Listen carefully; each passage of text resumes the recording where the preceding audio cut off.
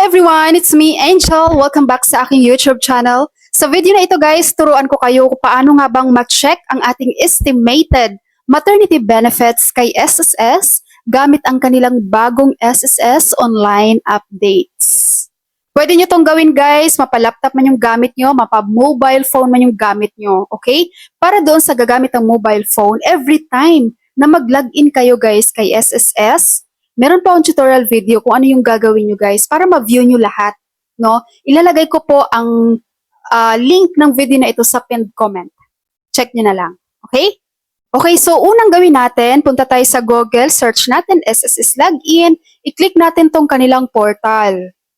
And then, i-input mo yung user ID and your password and click the sign in. So dito, i-click mo tong get PIN para makareceive ka ng PIN sa iyong mobile phone. You have to make sure guys that your mobile number is updated with SSS ha. So i-click mo yung get PIN. Pag may nakuha ka ng PIN, i-input mo siya dito sa box. And then click login. So mapupunta ka dito sa data privacy notice, scroll down mo lang siya. And dito sa baba may nakalagay na I agree, i-click mo yan. And then dito ka na agad sa dashboard, puntahan mo tong benefits. I-click mo tong maternity benefits. And mapupunta ka dito guys. I-click mo tong maternity application. Itong maternity application MAT2. Sa old version, tama ba? Sa old version guys ng SSS system, sa MAT1 pa lang, mache-check mo na yung estimated, ano mo, diba, sa inquiry, yung estimated maternity benefits mo. Sa bago nila guys, hindi mo siya makikita sa MAT1. Ang MAT1, ito yung maternity notification. Okay? Again, ang MAT1, ibig sabihin, maternity notification. Nino-notify mo lang si SSS that you are pregnant. Dito, sa bagong SSS system, kapag gusto mong i-check ang iyong estimated maternity benefits, wag ka dito sa maternity notification. Dito ka sa maternity application, itong MAT2. Yes, i-click mo tong MAT2. Okay? And then dito sa baba ng MAT2, i-fill out mo tong date of delivery. So for example lang sa akin, nilagay kong October 1, 2024, tapos number of pregnancies 2. So sample lang to guys ha. And then i-click mo ang next. Okay? So dito sa type of delivery, pipili ka dito. For example, pipiliin ko si live birth. Click natin si live birth. Tapos sa disbursement account, i-click ko ang GCash. Kasi si GCash lang meron akong disbursement with SSS. And after nyan guys, i-click natin ang next. Pag-click natin ng next, dito na tayo, number 2, supporting documents. Mag-upload ka dito ng documents.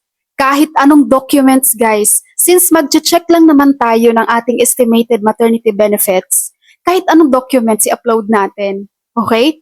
For example, ito, pipili ka lang kung ano ba yung i-upload mong documents. Naka-JPEG ba siya or PDF? For example, sa akin, ang in-upload ko, picture. Okay, hindi yung documents guys, picture. Basta kung ano lang yung unang nakita kong picture sa laptop ko, personal picture ko, or kahit anong picture, yun agad ang in-upload ko. Okay? Click mo tong JPEG kapag naka-JPEG ha. Tapos i-browse mo yung file na yun. Again guys, kahit anong picture, as in kahit anong picture, dahil hindi mo naman to isasubmit kay SSS. Okay? Pag na-upload mo na, i-click mo tong next. And charan! So, nandito ka guys sa number 3, itong review. Kita nyo yan? Itong naka-highlight. Ibig sabihin, nasa number 3 ka pa.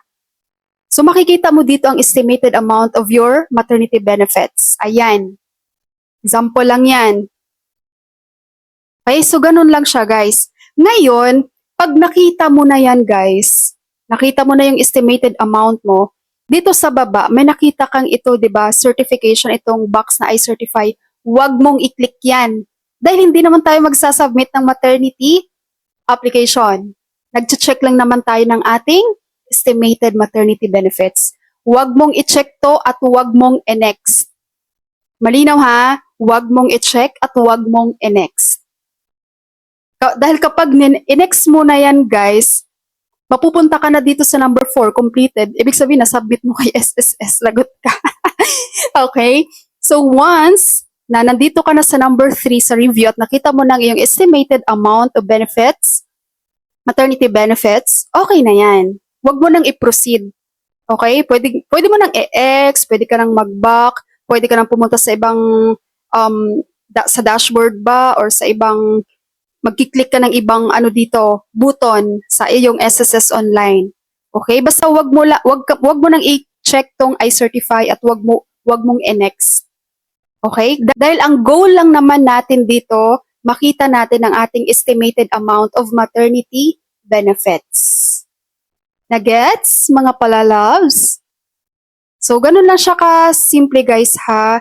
So, hindi mo kailangang hintayin mga anak ka bago mo ma-check ang iyong estimated maternity benefits. Even now, kahit ngayon ka nag-positive sa iyong pregnancy test, pwede mo na agad i-check ang iyong SSS online account kung magkano ang iyong estimated maternity benefits. Okay po, so if you have any questions with regard to maternity claims, just comment below guys. Sasagutin natin yan. Marami pong salamat sa inyong panonood and God bless you all. Merry Christmas!